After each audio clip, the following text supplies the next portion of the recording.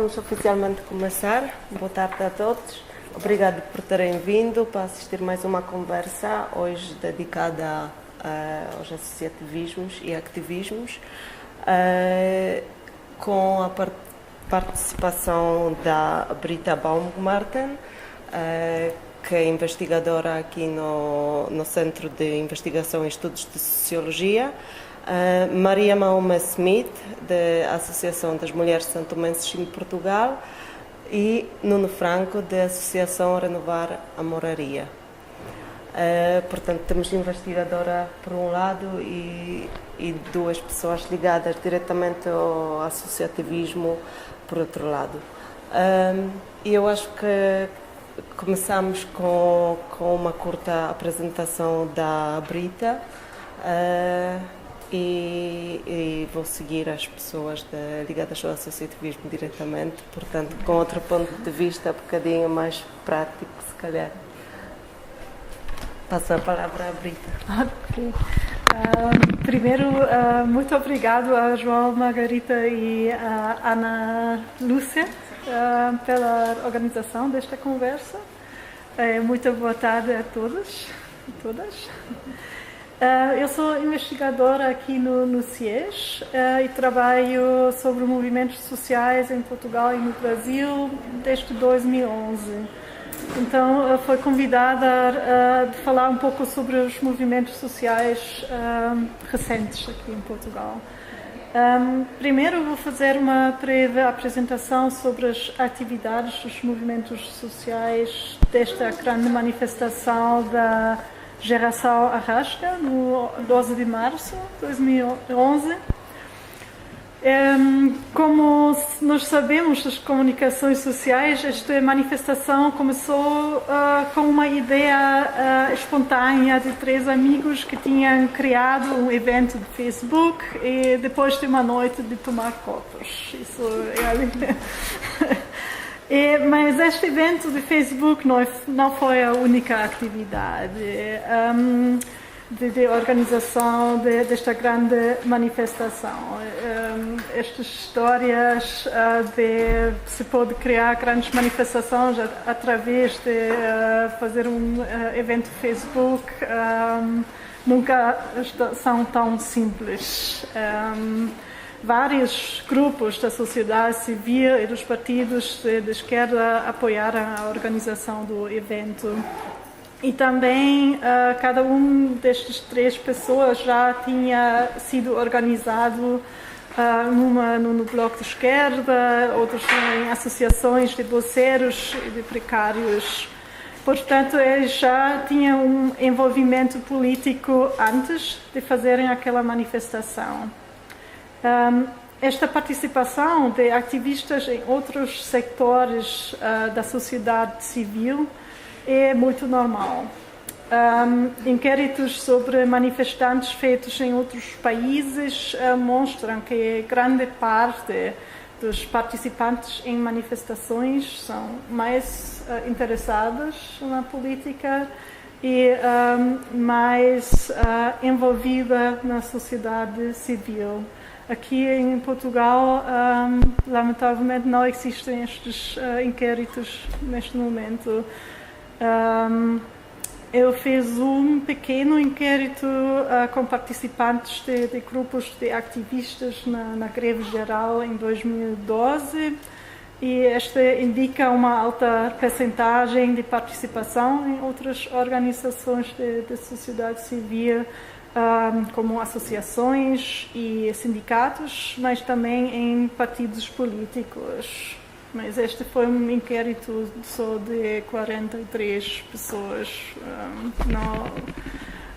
Não se pode comparar com os grandes inquéritos em outros países. Mas vamos continuar com os protestos do ano 2011. Depois do 12 de março, houve grandes esforços de organizar as pessoas que participavam na manifestação pela primeira vez. Houve um encontro de ativistas em Lisboa para discutir o que vai passar depois deste evento inicial. E, de facto, não passou muito em Lisboa. Foi iniciada a iniciativa cidadã, a Lei contra a Precariedade, que em 2012 entregou 36 mil assinaturas para propor uma nova lei. Também o movimento May Day, que desde 2007 organiza protesto de precários, tive mais participantes em 2011. Mas não houve nenhuma plataforma de continuar a organizar atividades contra as políticas de austeridade. Então, muitos ativistas em Lisboa acham esta fase, depois do 12 de março, uma fase perdida. No Porto, mais pessoas se organizaram. Lá, em abril, uma escola abandonada, a Fontinha, foi ocupada e várias atividades foram organizadas no âmbito desta antiga escola. Mas aqui, sim, quando eu cheguei em 2011, em junho, tive a impressão que não passou nada nos movimentos sociais. Mas uma segunda fase de organização começou em maio de 2011. Inspirados da ocupação de Puerta del Sol, em Madrid, algumas pessoas, entre eles muitos espanhóis, estudantes de Erasmus, por exemplo, ocuparam o Rossio. Este evento foi importante pela criação de novos grupos. Por exemplo, os indignados de Lisboa começaram a organizar assembleias abertas, segundo o modelo espanhol. A ideia deles foi de criar espaços de discussão e de ação abertos a toda a gente. Um dos meus entrevistados, os indignados, escreveu assim: para começar, só tens de te levar e fazer alguma coisa, e nós estamos abertos a qualquer tipo de proposta. E isso, tu estás lá como cidadão. Sou um grupo de cidadãos que se juntam e faz.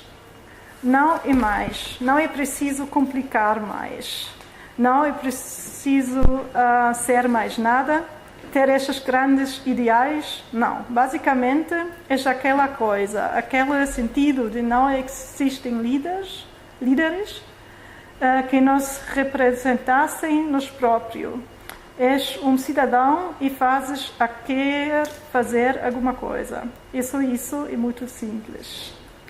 Isso é, eu acho que é a maior diferença dos indignados entre os indignados e outros grupos de ativistas,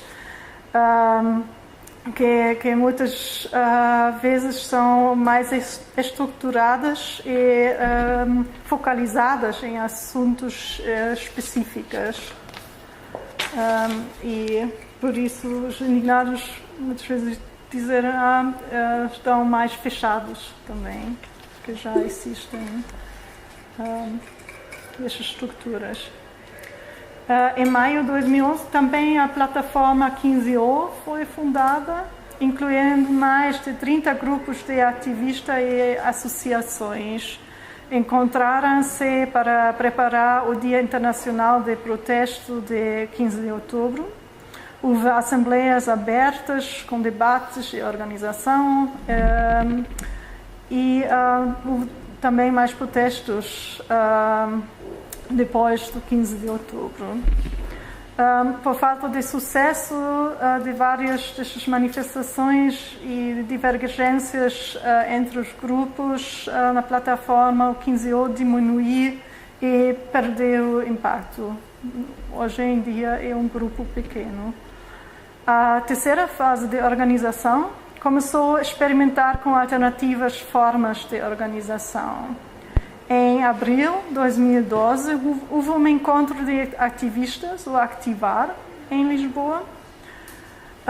Grupos de ação apresentaram o seu trabalho, mostraram documentários e organizaram debates. Mas este encontro não conseguiu atrair novas pessoas. Não sei quem aqui soube deste encontro, acho que foi mesmo muito pequeno. Em maio houve a ocupação do Parque Eduardo VII. Foram 3 dias de assembleias, debates, documentários e programa de lazer, mas também sem novos participantes, quase. Houve a feira dos livros lá ao lado, mas a gente da feira do livro quase não passavam. Era muito... Sim, eles não conseguiram atrair pessoas. Em total, esta terceira fase é caracterizada por uma participação muito baixa. A quarta fase começou em agosto de 2012 e entre maio e agosto quase não...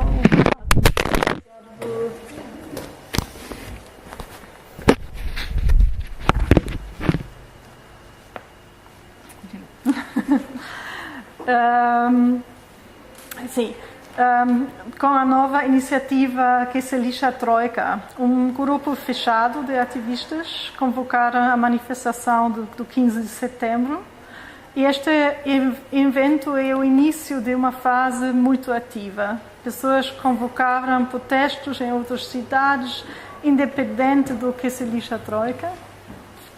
E houve muitos pequenos eventos criativos.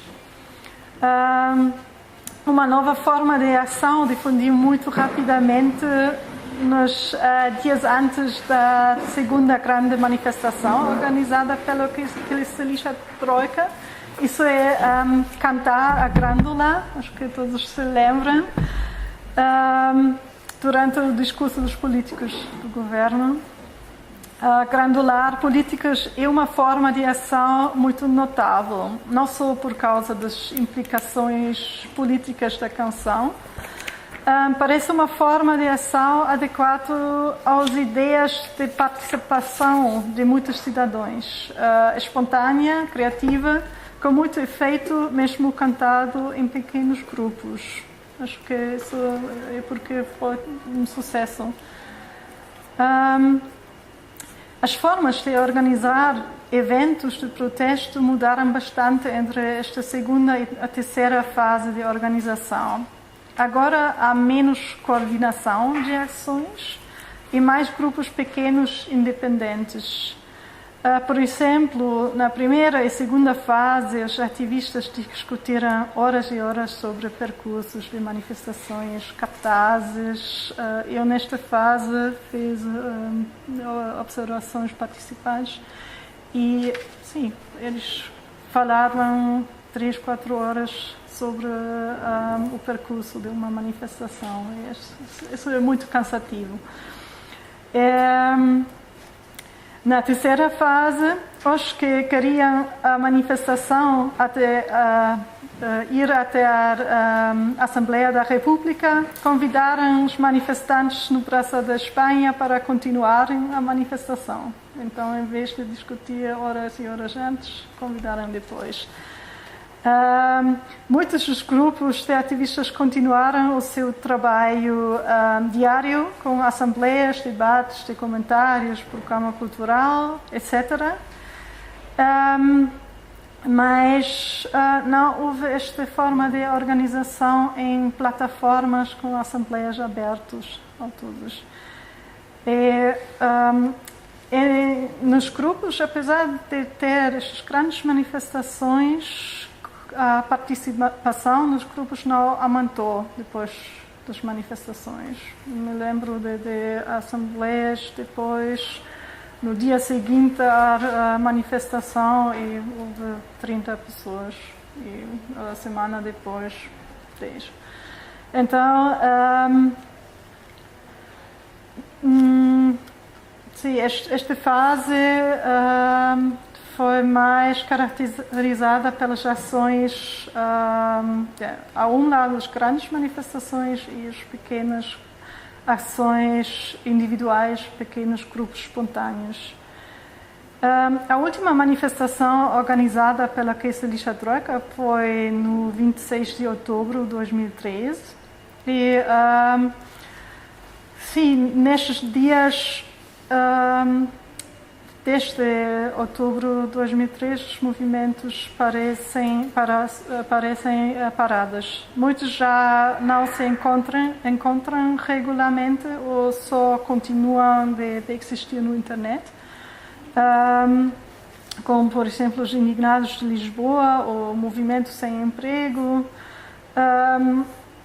Basicamente, os movimentos, os grupos de ativistas que já existiam antes de 2011 continuam, mas os novos grupos têm bastante dificuldades.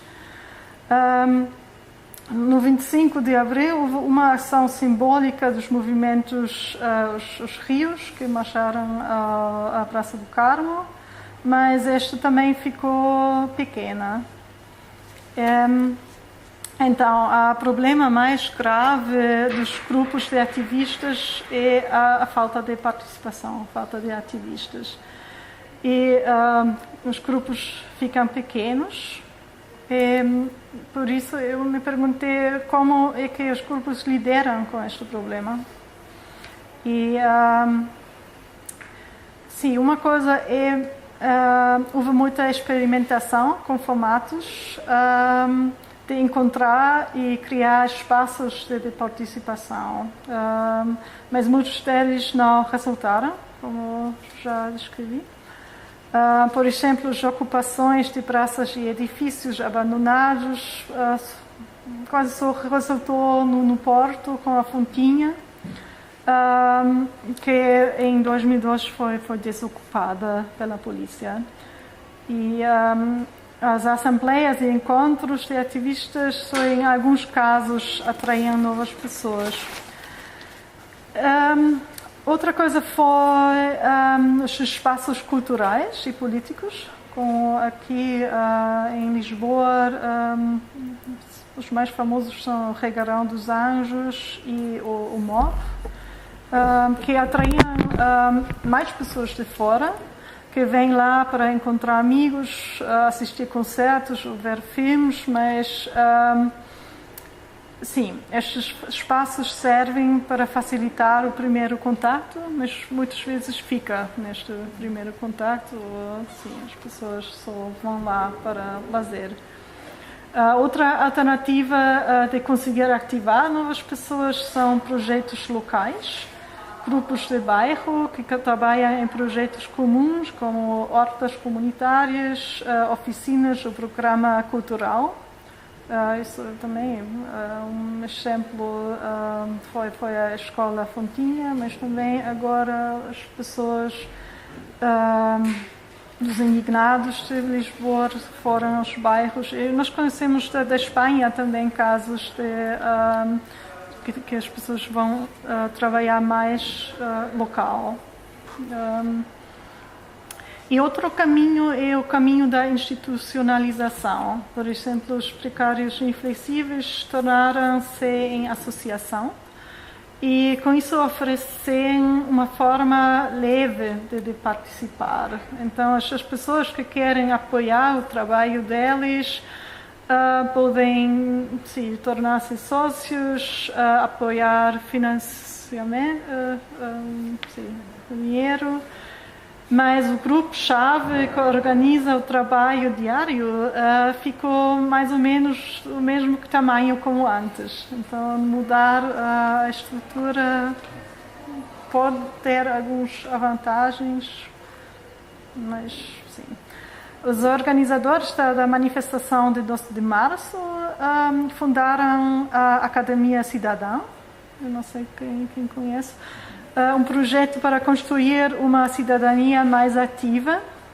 Eles fazem projetos sobre participação no âmbito mais institucionalizado, por exemplo, com a Câmara Municipal, ou na Trienal da Arquitetura houve um evento, então é também mais institucionalizado agora. E também se vê a tendência dos ativistas às políticas mais institucionalizadas, por exemplo, a fundação de partidos, como o Movimento Alternativa Socialista ou Livre, que agora foi fundada. A outra maneira de liderar com pouca participação é a adaptação de formas de ação, que significa usar formas para as quais não é necessário ter muitos participantes. Você vê que agora há poucas convocatórias de grandes manifestações, porque já não acreditam em grandes manifestações. E, em vez disso, houve eventos pequenos, criativos, que resultam com poucas pessoas. E muitos deles depois estão distribuídos pela internet. Por exemplo, adbusting, agora se vê no metrô muitas vezes estes cartazes contra a privatização.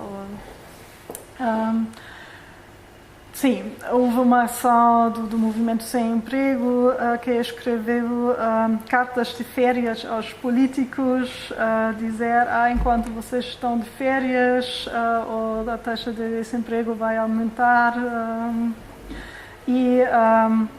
Outra coisa são cobrir estátuas em tecido preto ou pintar muros, estas coisas.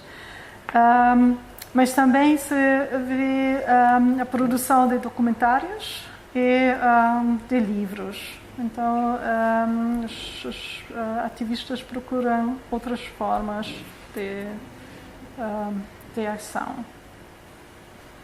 Houve outras maneiras de liderar com pouca participação, mas acho que eu vou parar aqui e vamos discutir depois.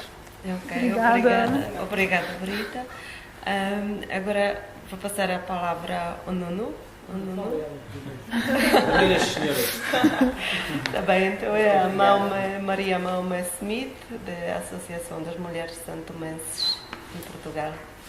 Obrigada, quero agradecer o convite a todos os organizadores e dar-me um pequeno honor.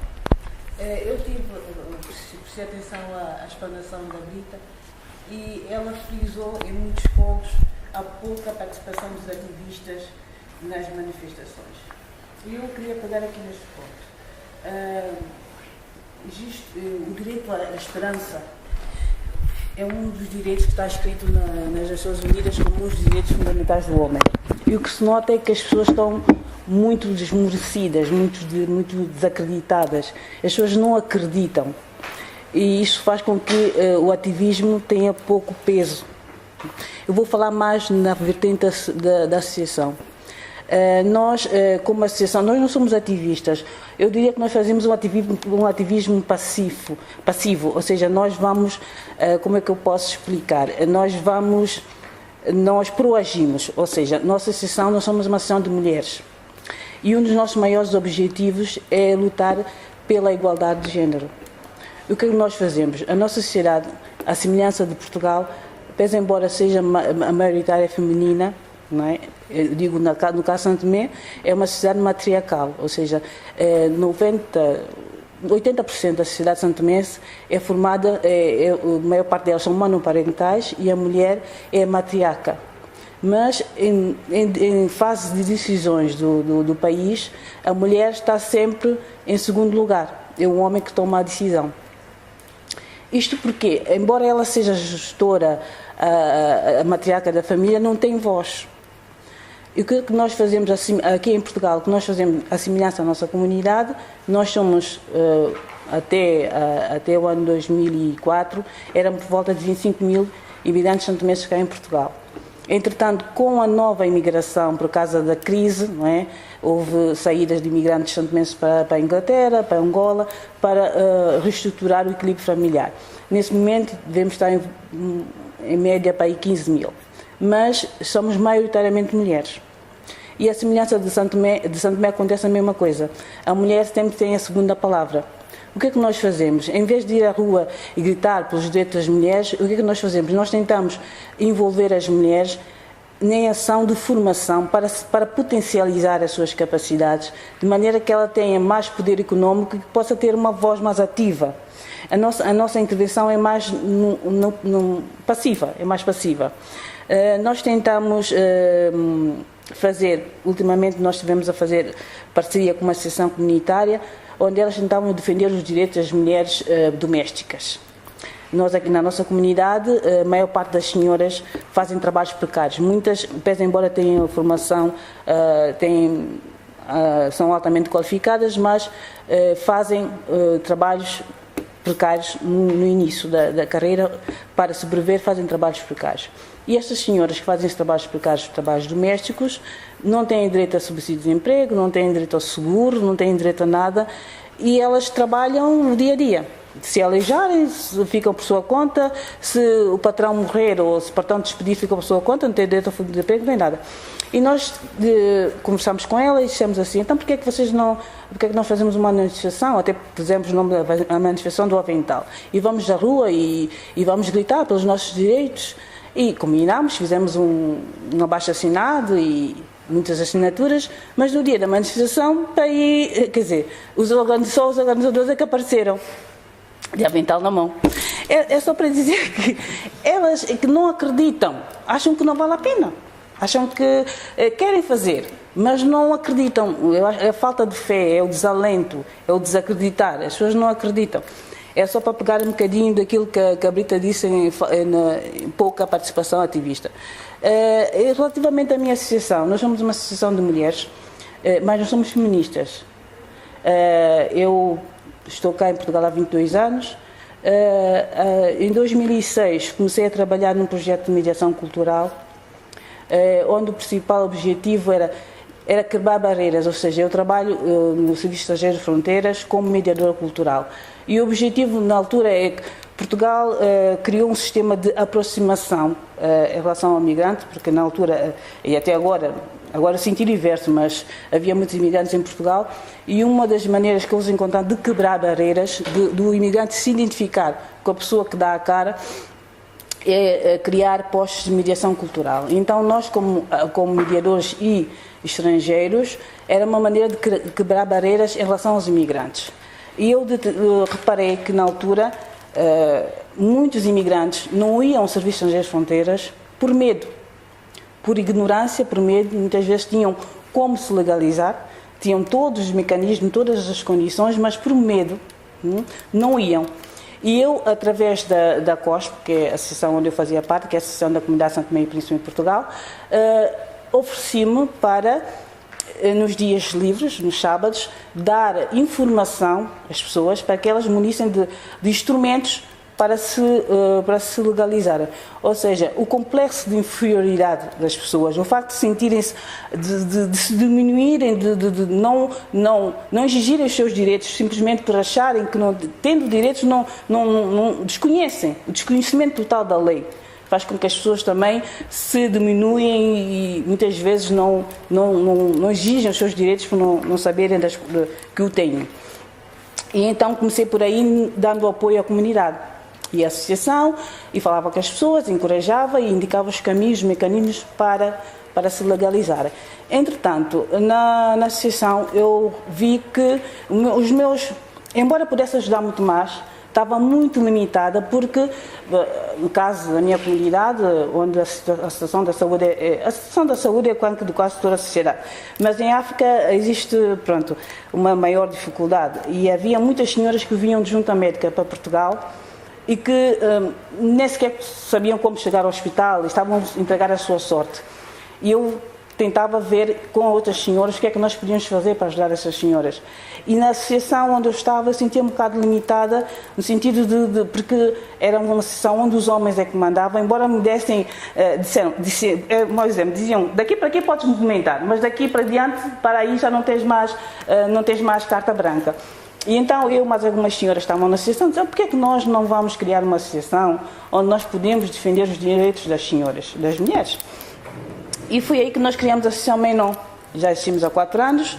É uma associação que fundamentalmente tenta defender os direitos das mulheres santomenses, tenta enaltecer a mulher santomense e, acima de tudo, tentar empoderar as mulheres, ou seja, tentar apostar na formação dessas mulheres. É o que nós tentamos fazer dentro da nossa comunidade. Numa ação passiva, não é? Nós tentamos tentamos ser cidadãs, mas fazemos uma cidadania ativa. Tentamos, há necessidade, nós como imigrantes tentamos ajudar os nossos irmãos, entre aspas. E é desta maneira que nós damos o nosso contributo. Muito passivamente, tentando fazer ação de formação, tentando apoiá-las muitas vezes na situação de violência doméstica, tentar indicar os caminhos. Nós fazemos o papel de irmã mais velha, quando chega uma pessoa do nosso país e que está perdida, que nós não somos uma associação sem fins lucrativos, não temos como ajudar monetariamente, fisicamente, mas nós indicamos o caminho, mostramos estratégias, dizemos, vão por aí, vão por aqui, se precisarem de ajuda, o que é que a gente pode fazer, tendo em conta a nossa experiência. É mais ou menos nesta área de ação que nós trabalhamos. Não sei se há alguma pergunta que queiram fazer, o que eu posso mais dizer em relação a isso. Basicamente é isso que a nossa associação faz. Agora vamos deixar perguntas no final e agora passo a palavra ao Nuno Franco, uma pessoa sempre muito ativa, que em 2008 decidiu renovar a moradia. Boa tarde a todos. Desculpem por ter chegado um bocado atrasado, mas é exatamente por eu andar a renovar a moradia que realmente me atrasei, que estava a fazer visitas domiciliárias em casa de pessoas, já que eu sou um mediador comunitário e, portanto, uma das coisas que eu faço é fazer visitas domiciliárias para ir percebendo as dificuldades que os 6.600 moradores do bairro da Moraria, ou que nós pelo menos temos sinalizado como sendo a zona de intervenção, tem esses problemas e, portanto, nós vamos sinalizando diariamente todos os casos que existem. Eu começaria por dizer que eu estou ligado aos meios associativos desde muito, muito novo. Eu tenho 55 anos de idade, já não sou muito novo. Ou seja, tenho 40 anos, há 40 anos que vivo num regime democrático, portanto o 25 de Abril encontrou-me quando eu tinha 15 anos e a partir daí comecei a ter uma vivência democrática muito intensa e a frequentar muitos movimentos de cidadãos, porque da mesma maneira que se fala muito da intervenção política que surge nessa altura em força, também surge muito a intervenção social. E logo à cabeça, eu posso-vos dizer que frequentei um movimento ecologista, os Amigos da Terra, sou objetor de consciência. Ser objetor de consciência significa que recusamos o serviço militar, seja em que circunstância for. Pertenci à 4ª secção da Amnistia Internacional e depois participei em uma série de iniciativas, desde Abril e Maio. A Abril e Maio acabou e deu origem agora à Casa da Achada, lá no Largo da Achada, exatamente na antiga freguesia de São Cristóvão, que é uma das integrantes do bairro da Moraria. E também estive ligado a outros movimentos, como é o caso da Fala Só, e outras associações nas quais me envolvi e onde sempre desenvolvi, quer seja um trabalho do ponto de vista social, quer seja um trabalho do ponto de vista ligado à promoção da cultura portuguesa e da cultura das tradições. E a verdade é que em 2008, nem foi ideia minha, a ideia foi da Inês Andrade. A Inês Andrade, que é presidente da associação, com mérito próprio. Eu fui diretor desta associação Renovar a Moraria durante 6 anos. Agora entreguei o meu lugar a outra pessoa, embora continue lá muito ativo, mas realmente tem que haver uma revitalização, não se pode estar permanentemente nos lugares. Mas a verdade é que a nossa associação cresceu de uma forma inusitada, porque ainda hoje acho que houve aqui uma conjugação estelar, uma conjugação cósmica qualquer, que faz com que este movimento de moradores, que no início era um movimento sociocultural que surge no bairro da Moraria. O bairro da Moraria, penso que todos sabem onde é, ali junto ao Martim Muniz, ali mesmo do lado do Rocio e da Praça da Figueira. Era um bairro estigmatizado, onde havia tráfico de droga a céu aberto, onde havia prostituição, onde havia problemas de crianças em situação de abandono escolar, mulheres vítimas de violência doméstica, idosos com problemas de solidão. Havia imensos problemas no espaço público, imensos prédios por recuperar, estacionamento caótico, a ausência de um parque infantil, a ausência de um jardim, uma certa insegurança, enfim. Foi qualificado, inclusive pela Câmara, como sendo um bairro de intervenção prioritária. Ora, como penso que vocês saberão, existem cerca de 50 e tal bairros de intervenção prioritária e a Moraria, bem no centro da cidade, foi considerado um bairro complexo. E a operação de revitalização de todo o bairro foi feita entre o Largo do Caldas, onde é a sede do CDS, ao cimo da Rua da Madalena, e o Largo do Intendente. É evidente que não vos vou mentir e, portanto, muitos dos problemas que foram elencados em 2008 continuam a acontecer no bairro da Moraria em 2014. Não há milagres. Mas a verdade é que se conseguiu muitíssima coisa. Se antigamente nós passávamos, por exemplo, no Largo do Intendente e tínhamos cerca de 200 toxicodependentes a invadir prédios abandonados e a fazer os seus consumos também na rua, neste momento, se calhar, temos um grupo residual de 10 a 20 pessoas que nós conhecemos pelos nomes, que nós tratamos pelos nomes, com quem nós tomamos uma cerveja, com quem nós tomamos o café, porque é essa a intervenção social que se faz diariamente no bairro. Não é pôr as pessoas de parte, mas sim integrar as pessoas e, ao mesmo tempo, a pouco e pouco, há uma série de grupos que estão no grande projeto, grande programa que se idealizou para ali durante cerca de um ano, que é o Programa de Desenvolvimento Comunitário da Moraria, que é um programa muito intenso e que tem vindo a resolver imensos problemas dos grupos, tanto dos grupos de risco como da população em geral. Em 2009, em fevereiro de 2008, uma associação faz uma primeira atividade de rua e verifica-se logo que há uma grande aceitação popular, embora durante muito tempo houve aquele problema do primeiro estranha-se, depois entranha-se, porque muitas pessoas do bairro olhavam para as pessoas que estavam a avançar com a associação, ficavam sempre naquela dúvida metódica: será que estas pessoas são verdadeiramente honestas ou se querem promover à custa disto? O que é que eles querem? Será que isto é um movimento político? O que é que está por trás disto? Durante muito tempo teve que haver um intenso trabalho feito nas ruas com a população, para que a população nos começasse a aceitar e a coisa se começasse a entranhar. E a pouco e pouco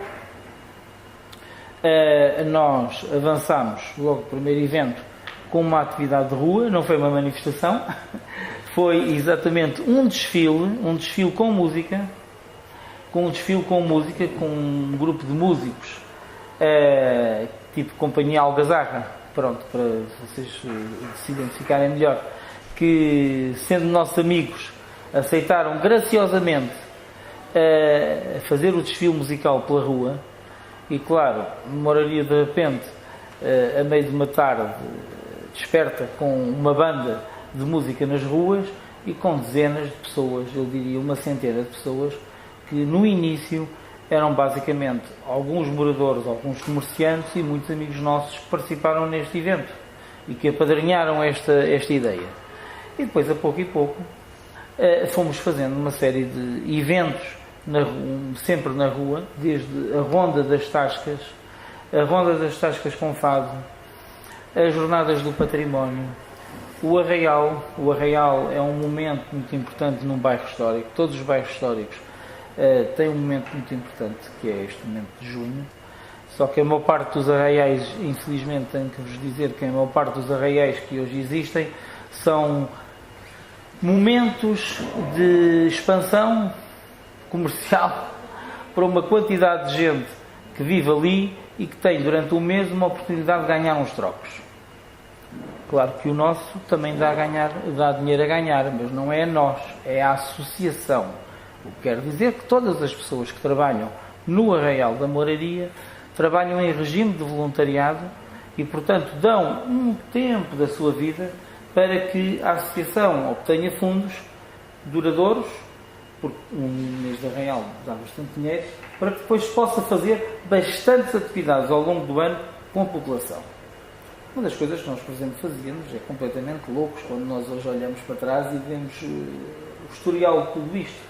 Já imaginaram o que é carregar umas mesas e ir para a rua fazer ateliês no meio da rua com as crianças do bairro e dar a possibilidade às crianças do bairro de terem momentos mágicos, momentos de alegria, momentos de satisfação, com coisas pequenas, como aprender a fazer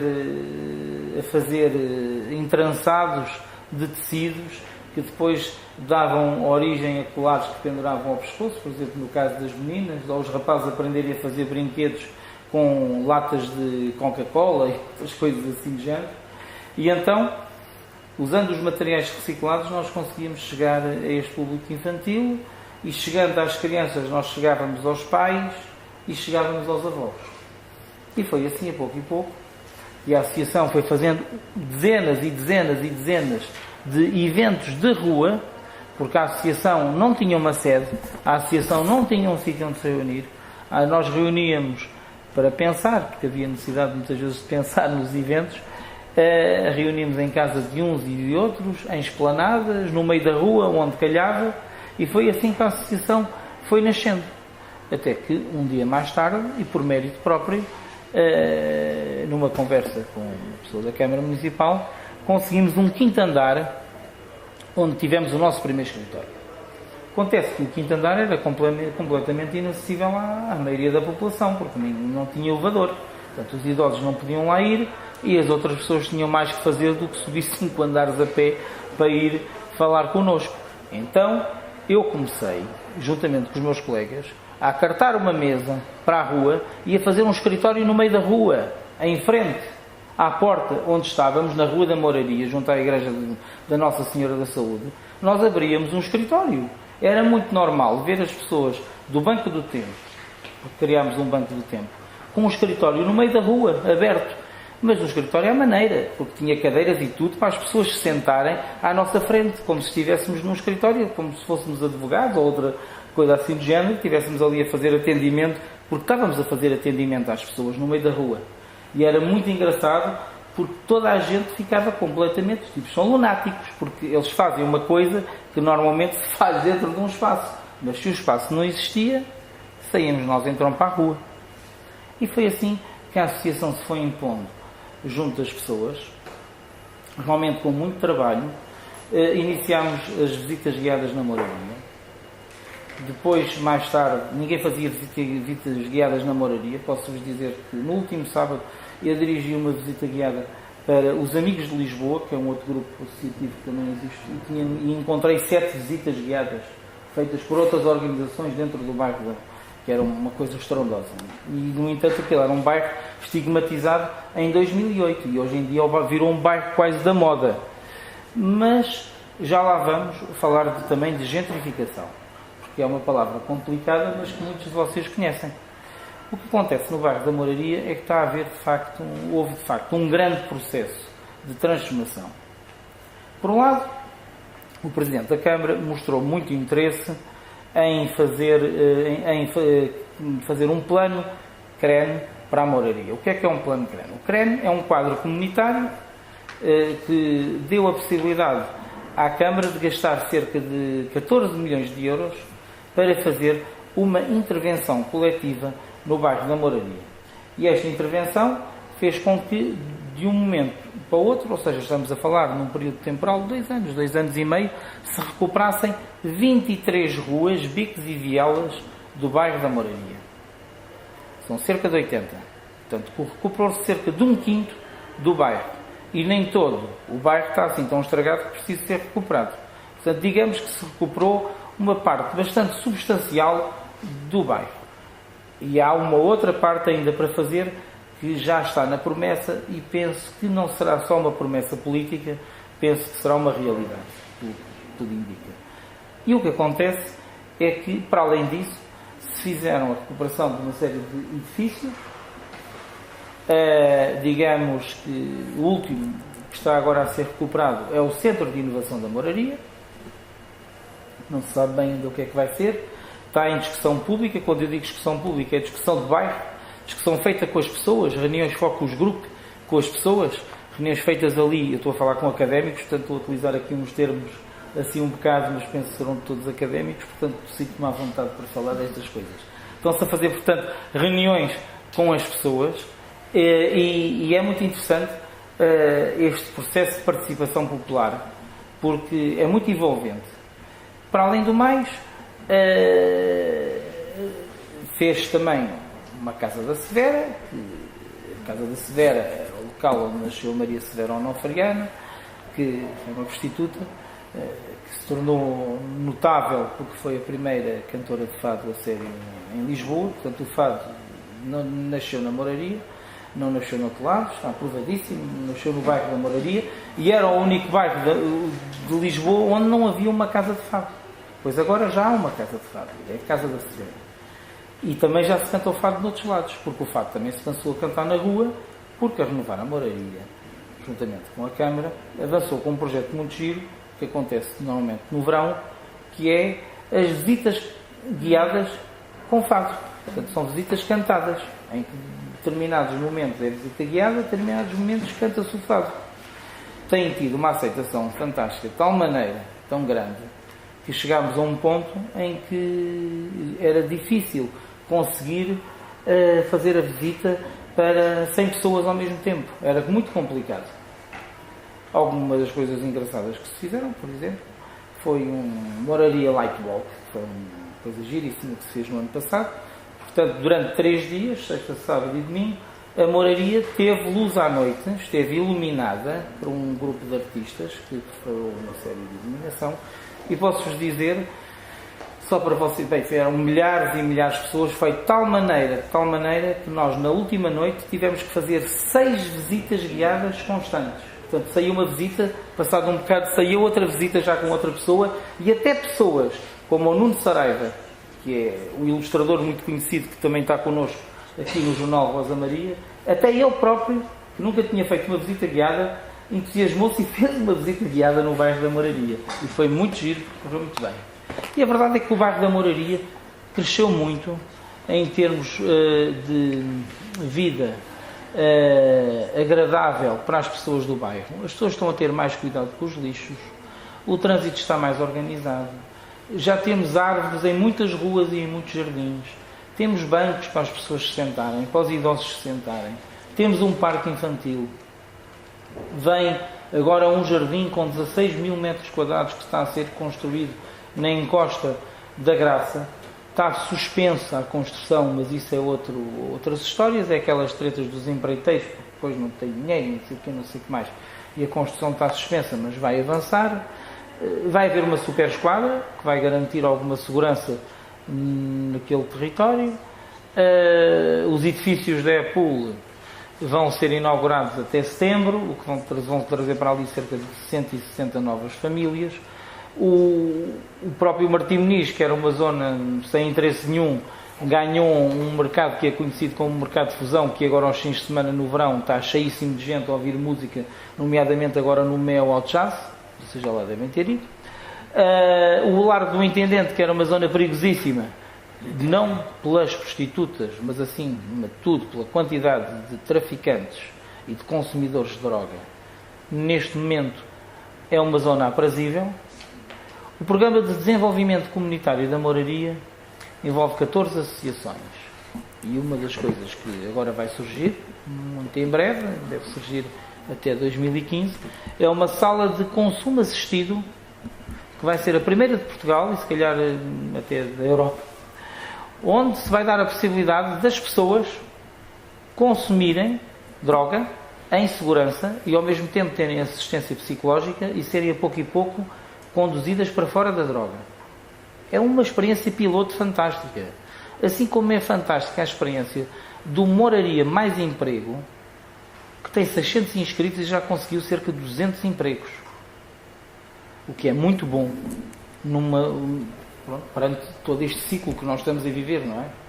Também como é fantástico termos o GAT, que distribui preservativos, que distribui seringas e que distribui um cachimbo. O GAT criou um cachimbo para se fumar crack, porque se descobriu que o que se consome no bairro da Moraria, apesar de ter pouca gente, mas ainda se consome, é crack e não há muita gente que injete. Há, acima de tudo, fuma-se crack. Então criou-se um cachimbo de propósito para que as pessoas não troquem os cachimbos. E, portanto, vai-se tentando ajudar as pessoas, mas, ao mesmo tempo, enquanto não se consegue ajudar as pessoas, pelo menos dá-se-lhes condições para que elas fumem a droga que lhes dá a possibilidade de viverem melhor, e criando um produto novo. Assim como se criou também um programa que é o Housing First. O Housing First tirou, até agora, cerca de 11 indivíduos da rua que eram sem abrigo.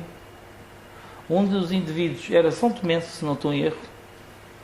Era um senhor que passou por guerra, por situações terríveis, que veio viver para Portugal e que depois entrou num processo de enlouquecimento, a pouco e pouco, mas que se conseguiu recuperar e agora até já toca guitarra, porque ele sabia tocar guitarra.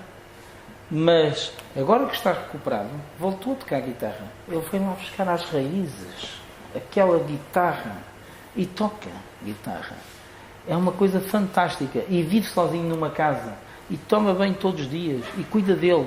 Ele estava a dormir na rua, ele comia dos caixotes de lixo. Ele tinha chegado a um estado tal de degradação que nós achávamos que ele ia morrer. E muitas vezes não percebíamos como é que ele conseguia sobreviver. E conseguiram-se então muito mais coisas que eu podia estar aqui, porque eu às vezes eu também sei que sou um bocado exaustivo, porque sou muito apaixonado por todo este processo, porque realmente este é um processo que nós iniciamos. Nunca esperámos que isto corresse da maneira como correu. No limite podia não existir o António Costa, podia não existir nada disto e nós tínhamos andado a berrar como cabritos e não tínhamos conseguido absolutamente nada. Mas a verdade é que nós lutámos, nós chateámos a Câmara até dizer chega, a Câmara realmente interessou-se e fez o plano CREN, e não só fez o plano CREN, como avançou com um programa social que é gerido pelo coordenador, que é o Dr. João Menezes, e eu mais tarde, no meio disto tudo, e das voltas que a vida dá, fico desempregado, e estou há algum tempo a trabalhar lá na Renovar a Moraria, porque eles precisavam, não havia mais ninguém e precisavam de uma pessoa para passar lá o dia a trabalhar e já fazer o trabalho de mediador comunitário. Portanto, o mediador comunitário é uma interface entre os comerciantes, os moradores e os imigrantes.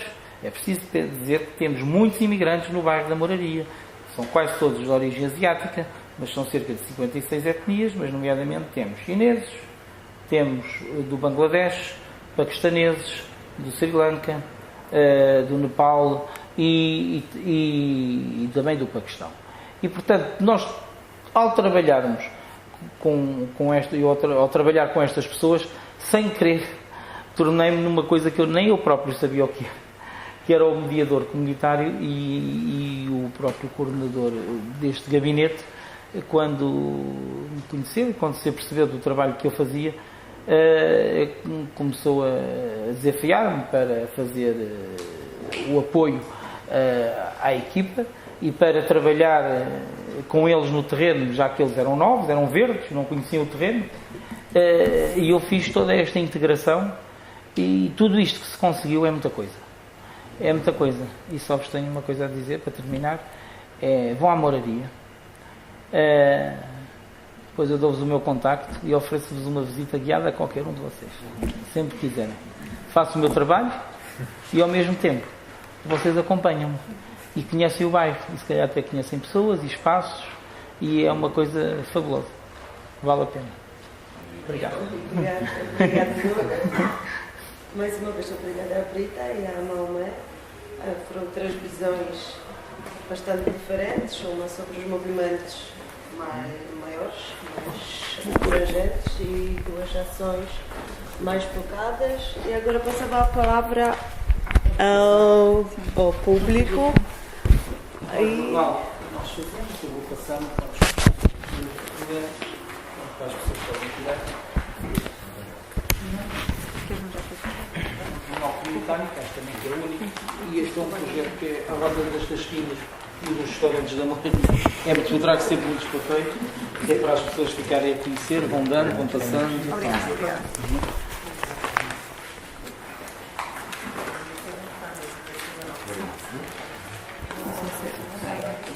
Passa a Brita.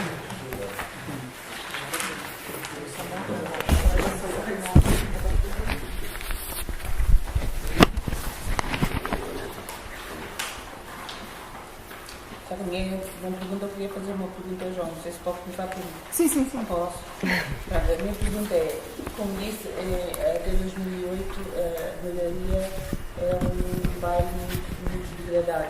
Podia dizer que era quase um dormitório, ou seja, a população típica da Moraria desapareceu. Era quase um dormitório. E foi invadido, entre aspas, por população imigrante. Ou seja, a maior parte das pessoas que moram na Moraria, como diz, nepaleses, indianos, Bangladesh, pessoas que passaram a viver na Moraria. Acha que a multiculturalidade enriqueceu o projeto de limpar a Moraria? Não sou assim, com certeza, enriqueceu a Moraria. Aliás, o que se passa neste momento é assim. Digamos que a Moraria é composta por 2 zonas distintas. A zona de São Cristóvão, mais do lado do rio, e a zona do Socorro. E é na zona do Socorro, que é onde é a verdadeira, a autêntica Moraria, que é mais sentida a presença dos imigrantes. Os imigrantes estão aí em bastante quantidade. Mas atenção, há muitíssimos portugueses. E há muitíssimos portugueses que, inclusive, se arrogam o direito de dizer que são da Moraria e que aquela zona é nossa, é dos portugueses. Há ali até por vezes uma certa, em alguns casos, eu sinto que há ali uma certa xenofobia latente da parte das pessoas que nós temos vindo a combater a pouco e pouco. Agora, a presença dos imigrantes. Os imigrantes só vêm enriquecer. Aliás, é assim, eu não vejo as pessoas como imigrantes. Nós somos cidadãos do mundo.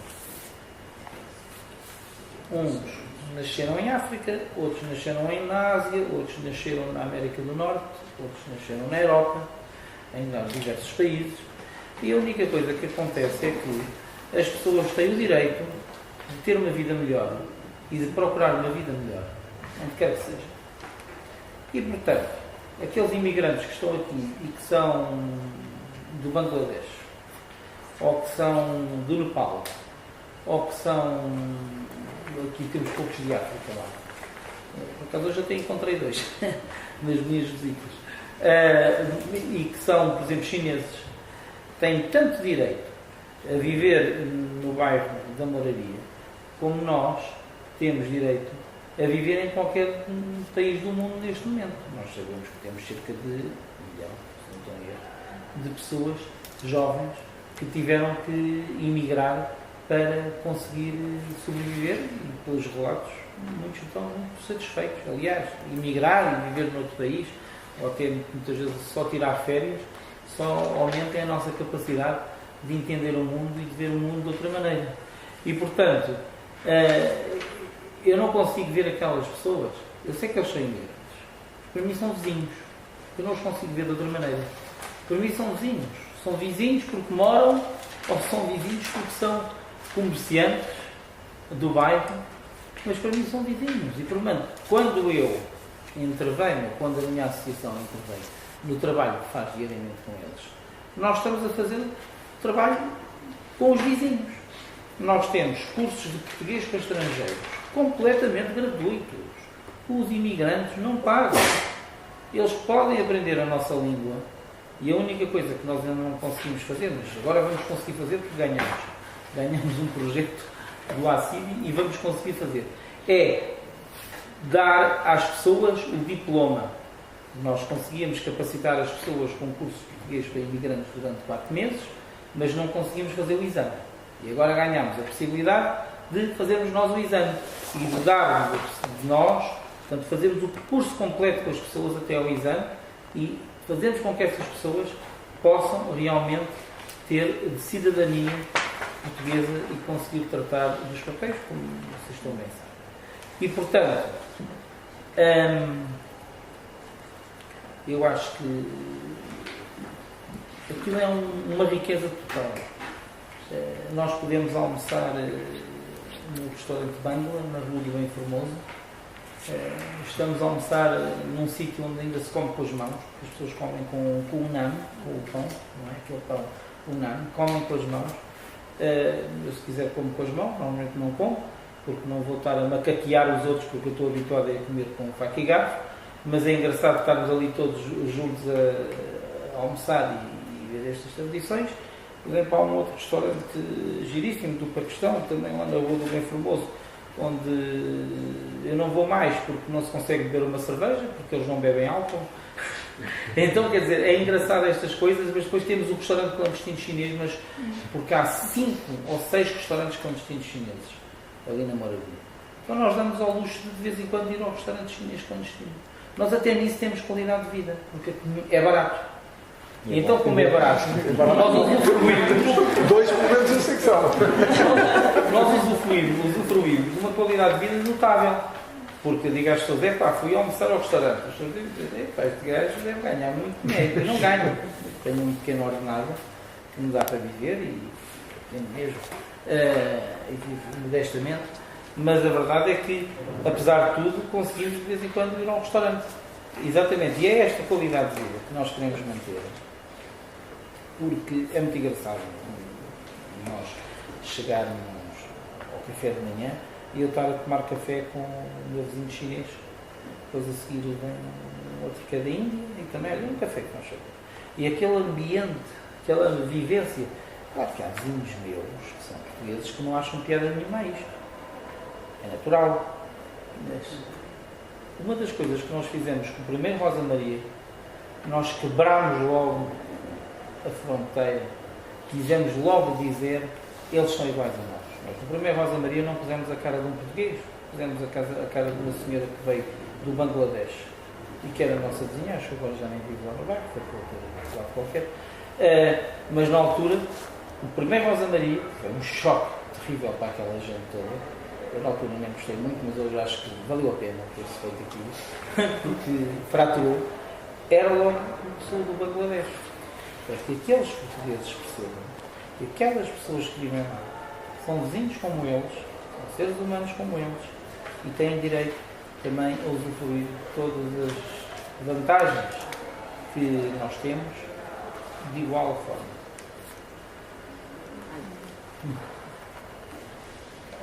Eu queria, na verdade, eu tenho uma pergunta para cada um. Então eu já vou juntar aqui as questões todas, então começando pela ordem das apresentações, né? Quando você, na análise que você fez, quando você estava falando sobre as fases do movimento, acho que na segunda fase que surge, você identificou a preocupação dos ativistas em pensar em formas alternativas, né, de organização. E eu queria só que você falasse um pouco mais em relação a que eles estão se colocando como alternativa, né? Eu imagino que seja em relação às organizações tradicionais, né? Partidos, sindicatos, essas coisas assim, mas como que é essa discussão entre os ativistas desses movimentos que você acompanhou, né? E como que eles pensam dentro dessa questão de organização alternativa, o problema da pauta, né? Porque isso nas últimas tais manifestações que ocorreram lá no Brasil, por exemplo, que ganharam até um nome muito romântico, né? Jornadas de Junho, né? Muito romântico. Uma coisa que se observava assim quando se chegava perto das manifestações era que as manifestações elas não tinham uma pauta. As manifestações podiam ser contra ou a favor de qualquer coisa, né? Tanto que alguns manifestantes, houve manifestações que as pessoas se colocavam contra conquistas sociais importantes, porque na cabeça dela aquilo era uma pauta política tão válida quanto qualquer outra. E aí ela ia lá na manifestação com um cartazinho, fora imigrantes, né? Uma coisa desse tipo, assim, só para exemplificar. Então, como é que é essa reflexão entre os grupos que você acompanhou, né? E aí não mais uma pergunta, é mais um comentário. Eu achei muito legal você iniciar a sua fala comentando sobre o trabalho de movimentação que existe dos militantes, né, e dos ativistas por trás da convocação dos eventos na internet, né? Porque eu me lembro que desde a chamada Primavera Árabe, que a imprensa faz muito, né, estardalhaço disso, as manifestações convocadas pelo Twitter, pelo Facebook, por não sei por onde, parece que as pessoas simplesmente foram lá e escreveram, vamos ocupar a Praça Tahrir e todo mundo foi para lá, né? Se esquece, a imprensa não mostra que tem esse outro lado, né? Aí, uma pergunta também para Maria, né? Quando você comentou sobre a questão da falta de fé das pessoas, né? Na eficácia do ativismo, como que vocês trabalham isso no processo de formação que vocês dão para as mulheres? E como que é a recepção da mulher comum que está lá, que não é necessária, num primeiro momento ela não é uma ativista, uma militante nem nada, né? Mas como que elas recebem isso, como que elas refletem sobre esse problema, né? E para o Nuno, uma questão que, na verdade, uma questão que eu queria perguntar, você já respondeu, que é esse trabalho que vocês fazem no combate à xenofobia, né?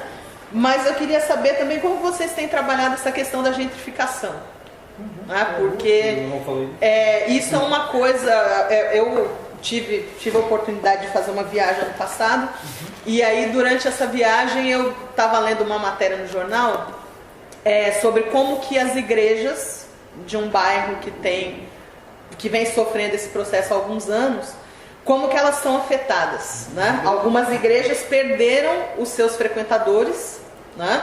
Porque as pessoas foram mudando do bairro, né? Como a especulação imobiliária cresceu muito, os aluguéis dos imóveis... Não, isso foi nos Estados Unidos, isso foi nos Estados Unidos, mas o bairro do Harlem, que era um bairro também bastante precarizado, passou por isso, né? Vem passando ainda, o processo ainda está em andamento. E aí tem muitas igrejas que não conseguem, eles encontraram uma alternativa para se manter com as doações dos turistas, porque eles não têm mais, os antigos frequentadores se mudaram para outros bairros, para regiões mais distantes, então não frequentam mais aquelas igrejas. Então os turistas que vão lá assistir o coral, que doam dinheiro e permite que a igreja continue aberta, né? E isso provocou também a desarticulação de muitos movimentos comunitários que existiam no bairro, né? Então, como é que vocês estão lidando com isso lá na moradia? Sim, em termos de alternativas, eu acho que em muitos aspectos os movimentos têm pautas bem iguais aos sindicatos e aos partidos da esquerda, mas alguns, por exemplo, de preservar o Estado Social, estar contra os programas de austeridade, contra os cortes.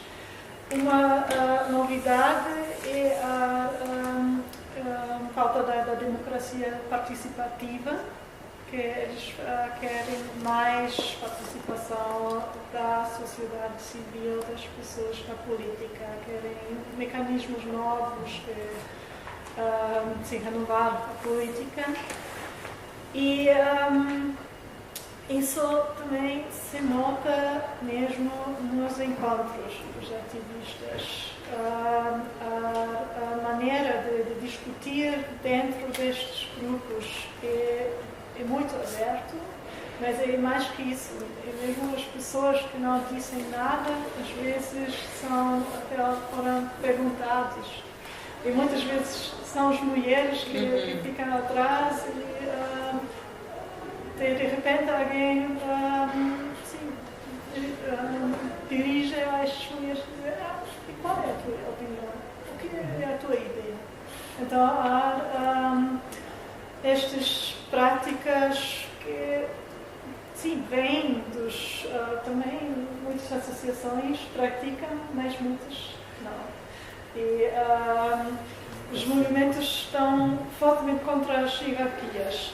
Então, aqui em Portugal, alguns tiveram pessoas em cargos, mas o problema dos mídias, por exemplo, com os movimentos sociais, é que eles não têm ninguém para dedicar.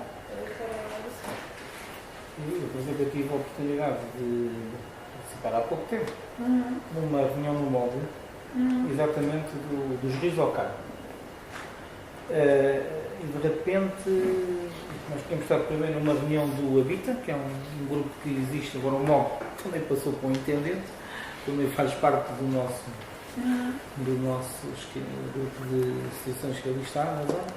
E de repente houve uma reunião do Habita que visa promover o direito à habitação. E está muito interessante porque está-se a juntar algumas pessoas lá. E depois foi-se falar disso, e o que eu senti na altura é que realmente aqueles jovens são muito jovens, têm muito sangue na guelva, como se costuma dizer, mas não têm grande preparação. E há uma dificuldade entre discussão e ação. E de facto são muito teóricos, mas não conseguem muitas vezes preparar as coisas devidamente bem preparadas para que depois a ação resulte como deve resultar. Foi o que aconteceu com os rios ao Carmo. Os rios ao Carmo tiveram, de facto, bastantes centenas de pessoas, mas depois esvaziou-se de repente e a malta foi toda ver copos para o bairro alto, ou foram lá para baixo para a Praça do Comércio ver o fogo de artifício e os espetáculos, ou então foram para outros lados e não houve uma intervenção política, não houve uma discussão, não houve uma Assembleia Popular como se podia ter feito na altura, não houve absolutamente nada, quer dizer, as pessoas aquilo esvaziou-se, várias pessoas, que eu depois me encontrei, posteriormente, horas depois, queixaram-se exatamente do mesmo. Portanto, houve ali um esvaziamento.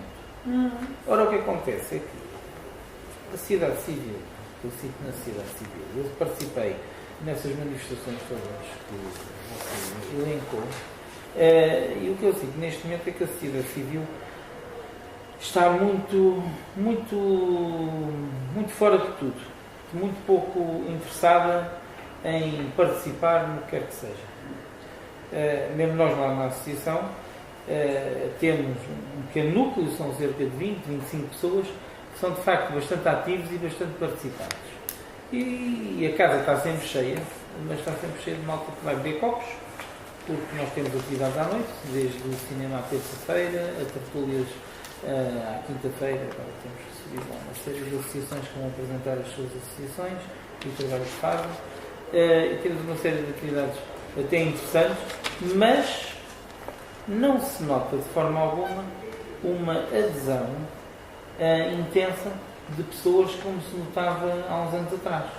As pessoas estão desmobilizadas, as pessoas deixaram de acreditar que vale a pena lutar, e por isso as manifestações esvaziaram-se, porque as pessoas, um bocado como aquela história da CGTV, que há 40 anos anda a gritar, o povo não aguenta, o custo de vida aumenta, o povo não aguenta, anda a dizer a mesma coisa há 40 anos, e há 40 anos que o custo de vida aumenta. aumenta sempre, aumenta cada vez mais e não para de aumentar. E o que se sente é que, de facto, a participação das pessoas nas manifestações se vai esvaziando porque as pessoas não veem efetivamente um resultado da participação nas ações. A não ser que gastam dinheiro nos transportes, que gastam dinheiro na alimentação que consomem enquanto estão na rua e que, no fundo, vêm para casa e, quando muito, lavaram a alma porque gritaram um bocado, mas eu também participo nas manifestações. Mas eu, quando vou por uma questão estratégica, porque já sei que, bom, isto é melhor ir do que não ir. Mas a verdade é que não se sente um resultado verdadeiro. E as pessoas, pronto, acreditaram muito que eram capazes de derrubar o governo e o governo está de pedra e cal e possivelmente até vai subir nas sondagens e vai ter um bom resultado nas europeias, apesar de ser um resultado com certeza inferior ao que a oposição vai ter, mas apesar de tudo as pessoas vão dar um certo beneplácito a tudo isto e pronto, e as pessoas continuam a sentir que tem que se inventar outras formas de ação. Não sei quais, não sei se são reuniões pequeninas, não sei se são reuniões grandes ou médias. Eu sei é que da forma como as coisas estão, isto não funciona. A vida associativa dos bairros, pelo contrário, pode funcionar e pode ser trabalhando muito nos bairros, e porque há muito da Assembleia Popular da Graça, o coletivo em Pilheiras, há o CLIP, lá da zona da Alta de Lisboa, há imensos grupos neste momento trabalhando de uma forma muito intensa nos bairros. Talvez se consiga reativar a pouco e pouco, ao longo dos próximos 2 anos, o verdadeiro movimento popular, o verdadeiro movimento base. O Nuno acabou de reforçar um bocadinho a motivação da falta de fé das pessoas no ativismo. Entretanto, posso adiantar que o que nós temos feito é tentar dar formação às pessoas no sentido da cidadania ativa, de dar a conhecer às pessoas os seus direitos e as suas obrigações. Mas não tem sido fácil, porque, falando daquelas senhoras que são empregadas domésticas, muitas delas são o único sustento da família. Nós sabemos agora, com a situação económica do país, muitos homens estão desempregados porque as senhoras ainda conseguem encontrar alguns trabalhos não qualificados. Os homens nem na construção civil conseguem encontrar trabalho e elas muitas vezes são o único sustento da família. Para dizer que muitas delas até trabalham interna, só têm folga, saem sábado às 17 horas e voltam e têm que estar na casa da patroa domingo às 17 horas, ou seja, nem têm 24 horas em casa com a família. E estas senhoras, por mais que elas acreditem na nossa vontade de fazer as coisas, ela ir a uma manifestação é faltar um dia de trabalho que pode implicar o despedimento. Até que ponto podemos dizer que essa senhora tem falta de fé? Não ter maneiras como agir. Está muito limitada pela situação social. E esse condicionalismo faz com que elas desacreditem, não é desacreditar, mas ativamente não podem participar porque estão condicionadas.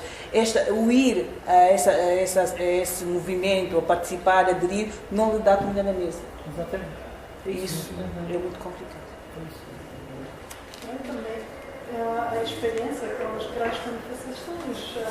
Portugal tem tantas manifestações enormes que quase não há resultado, não tem nada a melhorar a vida das pessoas. Se compara isso com o Brasil, eu estive no Brasil na semana depois das grandes manifestações. Houve enormes,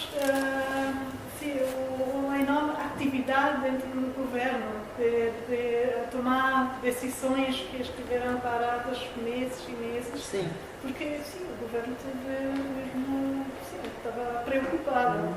E aqui não há grandes tensões. Depois do 15 de setembro houve uma relação política, mas eles podem confiar em que depois das manifestações vamos ter mais um tempo de calma.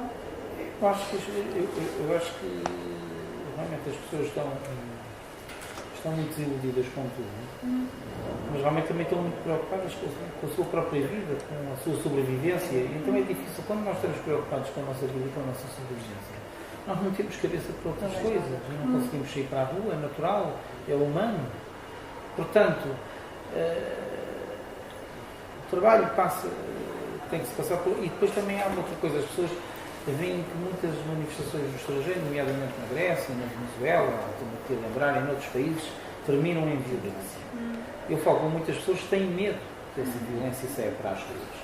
Eu lembro-me que quando foi aquela grande manifestação que teve 500.000 pessoas, aquela do Silicha Troika, que pessoas, minhas amigas, não foram porque acharam que uma multidão tal daquelas podia originar violência, e realmente houve um momento na Avenida da República em que eu pensei que ia haver violência, e quando as pessoas começaram a tirar tomates e pedras em cima da polícia de choque que estava a proteger a sede do FMI.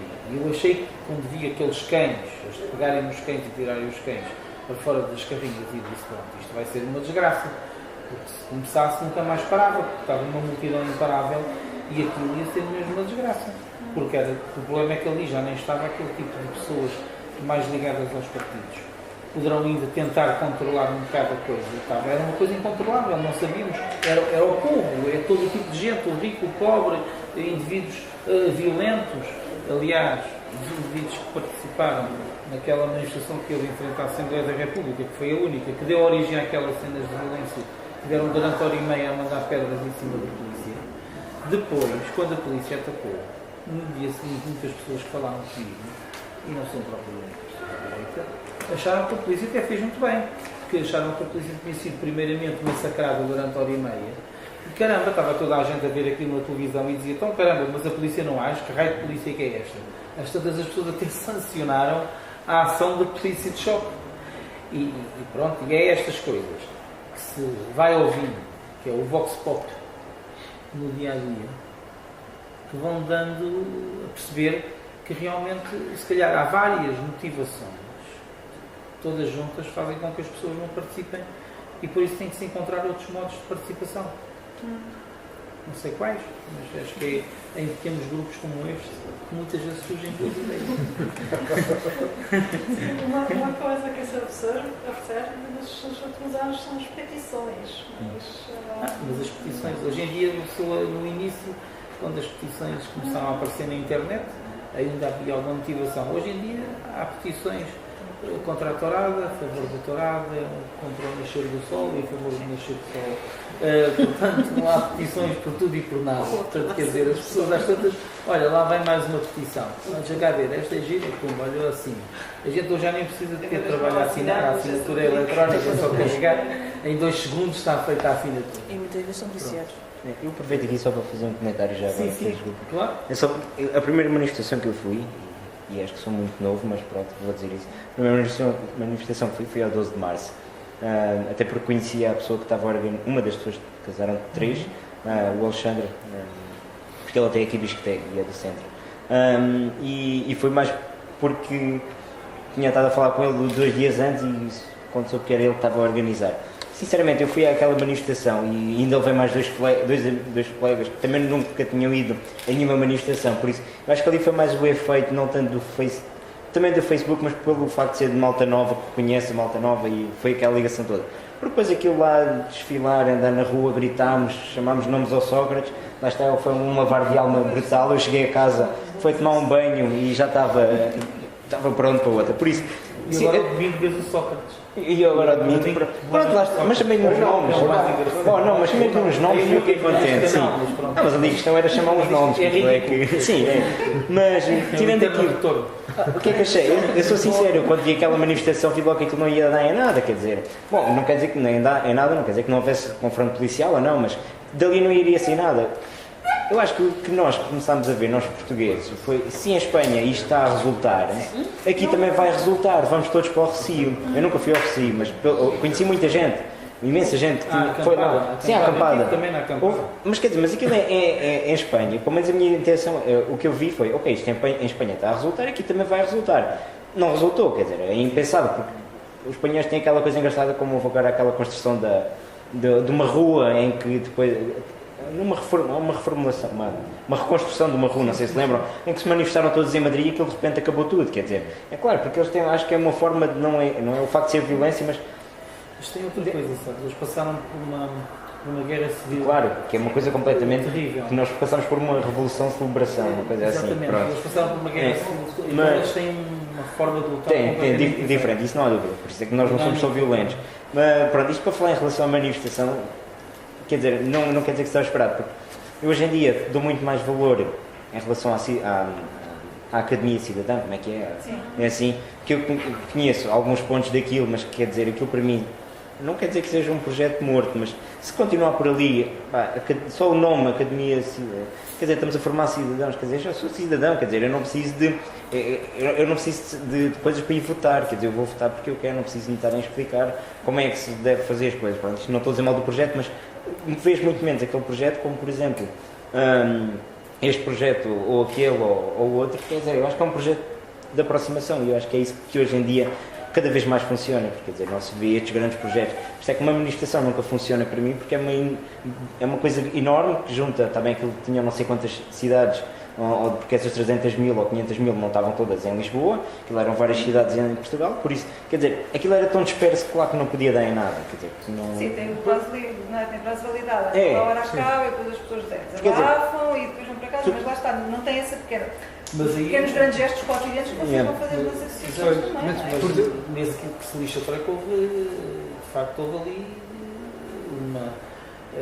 aconteceu, as coisas aconteceram espontaneamente, quer dizer, porque depois as pessoas saíram lá da Palhavana, não é? E depois foram todas a pé, foram centenas ou milhares que foram a pé para o Parlamento. Portanto, houve ali e à vontade, eu sei uma que coisa não, aconteceu espontaneamente, havia espontaneidade. Não havia uma marcação de uma agenda política. Uma marcação de uma agenda política. É isso que irrita as pessoas. Sim.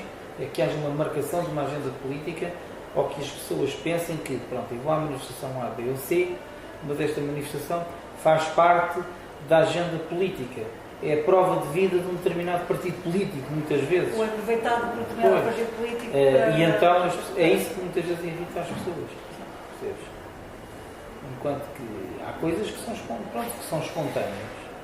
Se calhar o Facebook também já foi chão que deu uvas. O Facebook, ou o Twitter, ou não sei o que mais, se calhar também já foi chão que deu uvas, até mesmo porque a própria polícia também já deve ter aprendido a desmontar as marcações do Facebook, se quiser, com bocas ou boatos ou coisas que façam com que as pessoas possam ser desmobilizáveis. Vejo nas certas coisas que são postas no Facebook, quando convocam manifestações e não sei o que mais, depois aparecem as pessoas mais estranhas a dizer as coisas mais estranhas, podem fazer com que as pessoas se desmobilizem.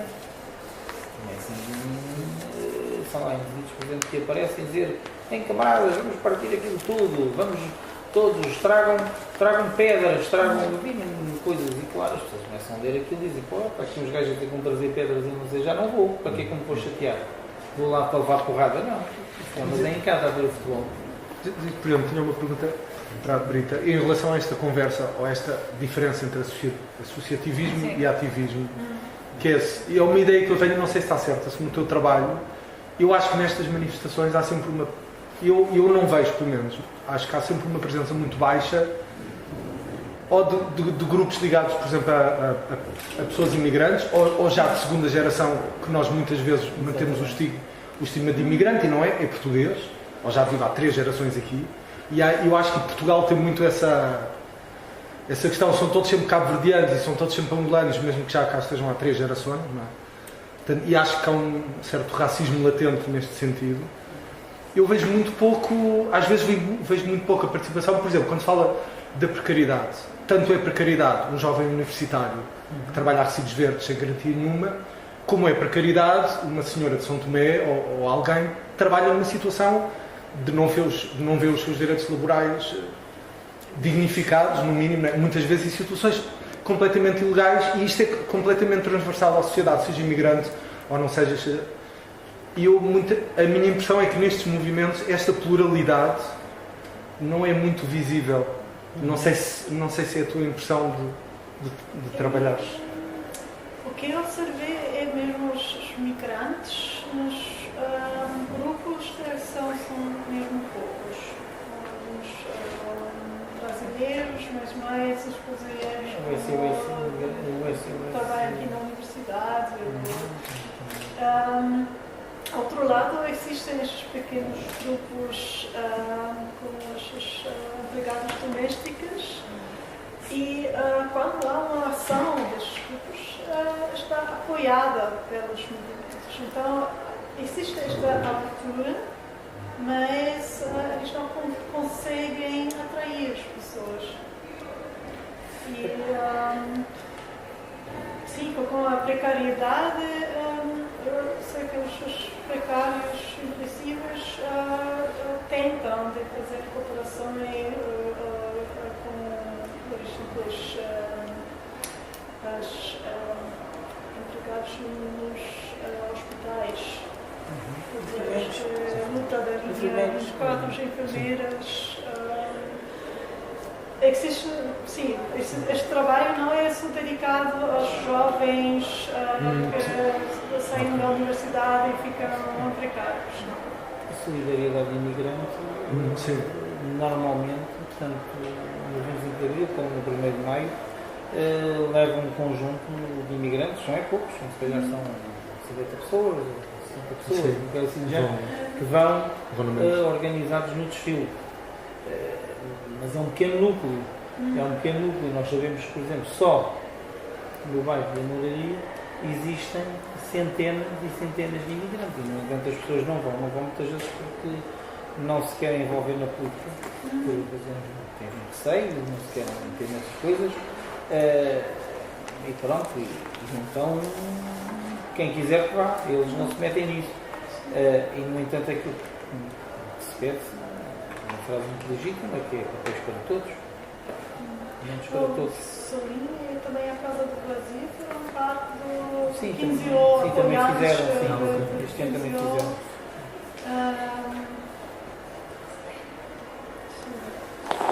O imigrante, assim, de forma geral, né? O imigrante, ele tá, por mais que situações de precariedade atinjam os nacionais e imigrantes em várias situações, o imigrante, ele sempre tem o estigma, né? É um temor, que é uma coisa que pode nem ser verdadeira, mas que é lançada sempre para ele, que é o medo do ser obrigado a ser retirado, né? O Brasil, por exemplo, eu não consigo me lembrar a última vez que o governo brasileiro mandou um boliviano embora. Mandou um boliviano de volta para a Bolívia. E mesmo assim, porque o imigrante boliviano, ele não concorre com o trabalhador brasileiro em nada, né? O espaço de trabalho dele é completamente diferente. O governo brasileiro tem toda uma política, vem implementando já há alguns anos, de legalização dos imigrantes bolivianos, e mesmo assim eles têm um receio enorme de denunciar os gerentes e os donos das oficinas de costura onde eles trabalham. Mesmo chega lá o fiscal do Ministério do Trabalho e fala, olha, vamos fazer uma carteira de trabalho para você, tal, não sei o que. Tem que ter todo um trabalho de convencimento, porque eles são convencidos de que a partir do momento que o governo chegar, vão botar todos eles num trem e mandar de volta para Santa Cruz, enfim, para a fronteira, né? Eu acho isso que eu chamo um bocado de complexo de inferioridade, porque muitas vezes acham que estão agradecidos a esse trabalho que fazem. Exato. Acham que eles estão a fazer um favor. Acham que os empregadores estão a fazer um favor. E muitas vezes têm medo de denunciar esses empregadores. É quase criar uma afeição a esses empregadores. Muitas vezes protegem, muitas vezes já aconteceu casos de exploração salarial, em que nós incitamos a pessoa a denunciar o patrão, e ele diz, não posso fazer isso, são muitas pessoas que dependem disso, depois eu vou dar a cara e é complicado. E de onde eu vim estava pior, né? Muitas vezes também é o discurso que existe. O medo de mais vale isto do que... Não, agora não do medo, mas que é um discurso que é baseado nas experiências do 25 de Abril, que nós como imigrantes não temos. Eu já ouvi acusações, oradores que dizem nós portugueses temos que defender o nosso país. Eu estou aqui no Brasil, eu também quero apoiar. Pois é. Mas muitas vezes também dizem isso por mal. É já uma coisa que às vezes está um bocado no espírito das pessoas, é uma patetice, mas pronto, as pessoas muitas vezes dizem isso porque querem dar uma maior ênfase ao seu discurso. Agora, respondendo à questão da gentrificação, de facto, neste momento pode-se dizer que ainda não há muita gentrificação no bairro de Madrid. Mas aquela colina, a colina de Santana, que é a colina que está do outro lado, portanto, temos duas colinas e o vale no meio, que é a Almirante Reis. Pronto, toda a gente conhece a morfologia da cidade. Há duas colinas. São colinas bastante apetecíveis. A colina de Santana tem sido muito falada pelas razões que nós todos sabemos, que eles querem acabar com aqueles hospitais todos e converter aqueles hospitais na chamada colina do conhecimento. Uma parte será a colina do conhecimento, portanto seriam transferidas para lá uma série de universidades que iriam ali funcionar. Por outro lado, haveria ali um projeto imobiliário bastante atrativo que colocaria lá a viver uma população pertencente à burguesia, gente com dinheiro. Vistos dourados. É? Vistos dourados também. Exatamente, os vistos dourados. O que acontece no bairro da Moraria é completamente diferente. O bairro da Moraria, no seu todo, tem uma morfologia completamente diferente. Não há grandes complexos que possam ser esventrados. O único caso mais gritante de gentrificação neste momento é a compra de um conjunto de edifícios na Rua dos Lagares, no Largo das Olarias, no início da Rua das Olarias, por uma imobiliária que é um conjunto, é uma imobiliária francesa e uma imobiliária portuguesa que se juntaram e formaram uma holding e compraram aqueles edifícios porque perceberam que estavam ambos a concorrer aos mesmos edifícios e então, em vez de se degladiarem, o que faria aumentar o preço, decidiram juntar-se e comprar aquilo tudo por junto. Hoje dizia um colega meu que um dos prédios tinha sido visitado pelos chineses e por isso eu há bocado não saí de cá, de vir para cá, aliás, enviei exatamente um mail para a engenheira que é representante de uma dessas empresas, porque já conseguimos descobrir qual é a empresa que está por trás, já entramos em contato com ele e pedi com urgência a marcação de uma reunião, porque a Associação Renovar a Moradia, que é uma associação de moradores, tem advogados e está muito interessada em acompanhar todo este processo para perceber até onde vai o descaramento. E a verdade é que alguns destes edifícios têm moradores, idosos. Isto são poucos, mas neste momento o que vos posso dizer é que estes edifícios estão a ser acompanhados, por um lado, pelo advogado da Junta de Freguesia, portanto, quando sei, não está vendido aos meios imobiliários, e pelo advogado da Renovar a Moraria, que é um estagiário que nós temos, mas que pretende fazer advocacia e que está também a fazer acompanhamento e temos algum voluntariado, temos advogados que se voluntariaram já para acompanhar todo este processo e, portanto, o que se passa é que se eles pensam que vai ser fácil, eles não imaginam a dor de cabeça que vão ter. E, aliás, eles já perceberam isso e, portanto, têm estado companheiros quentes. E hoje eu marquei a reunião, só não temos ainda a data, eles vão responder a tudo que penso hoje, amanhã já verei.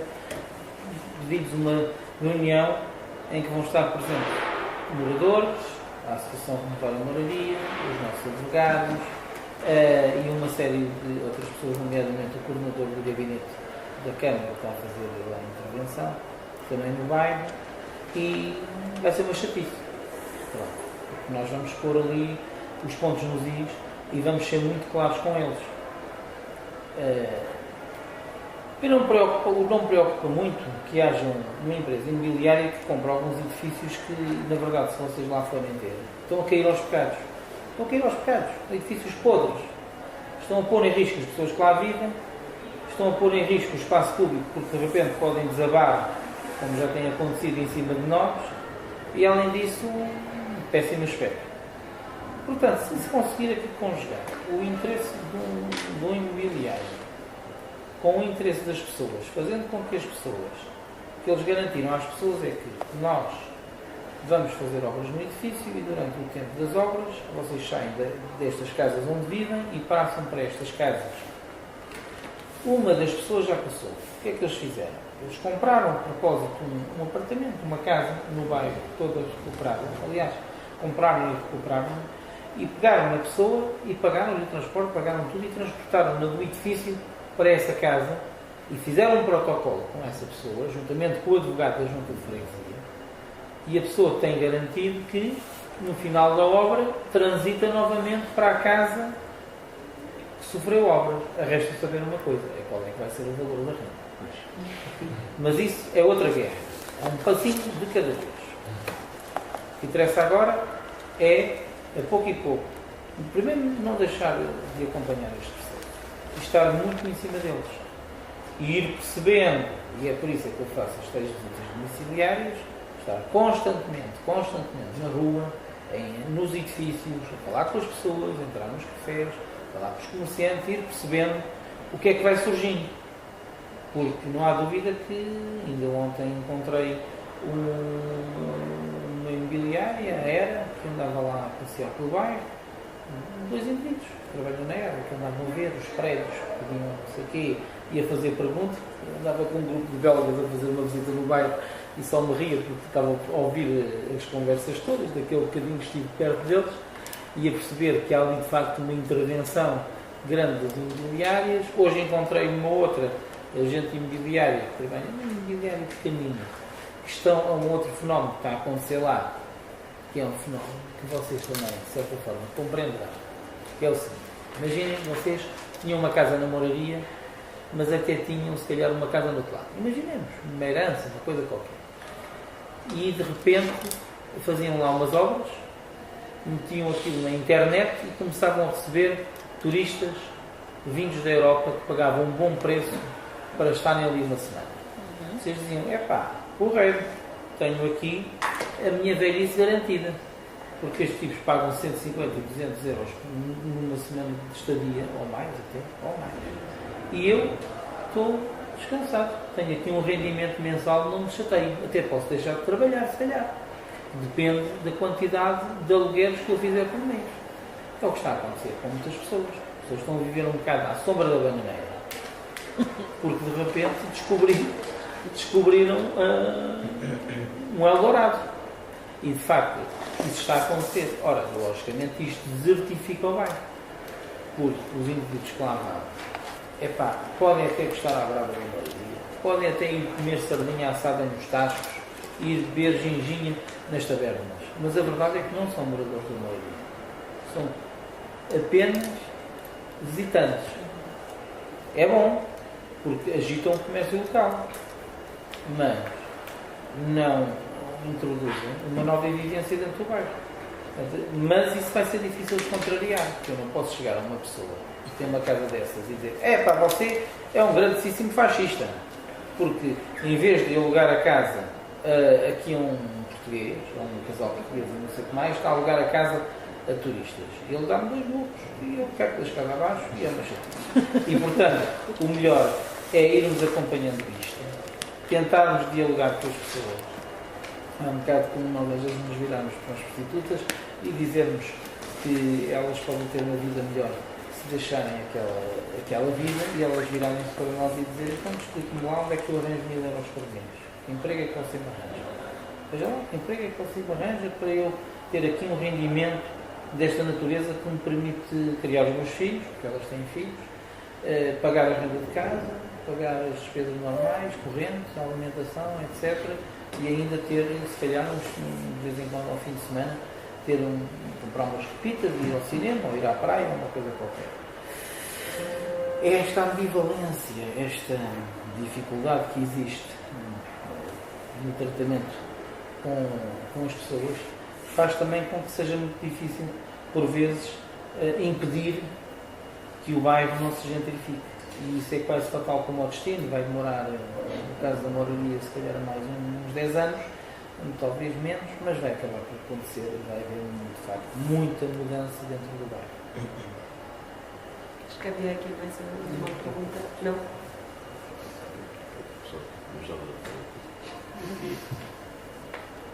Mais alguém? Não? Então vamos terminar hoje. Muito obrigada aos nossos convidados, a Maria Brita e o Nuno. Foi muito interessante ouvir e ouvir as pessoas a dialogar também e dar a sua participação. E espero que apareçam mais vezes. Não se esqueçam que a aproximação das conversas será dia 2, 3. Para aí? 2 ou 3? 2 a 3 de junho. É sobre geopolítica. Os convidados, podemos já dizer, se calhar, o professor Eduardo Costa Dias, o professor Luís Nuno Rodrigues e a professora Rosa Maria Pérez.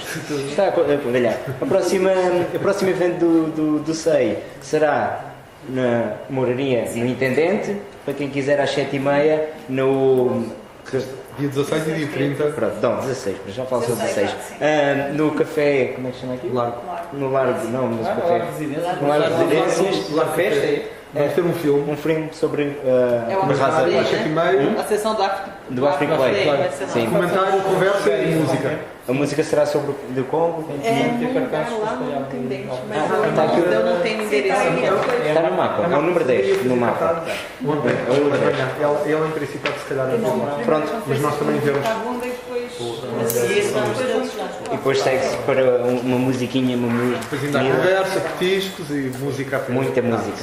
E pode ser que haja mais ideias para manifestações Mais ou ideias. manifestações que mudem, não é? Intervenções.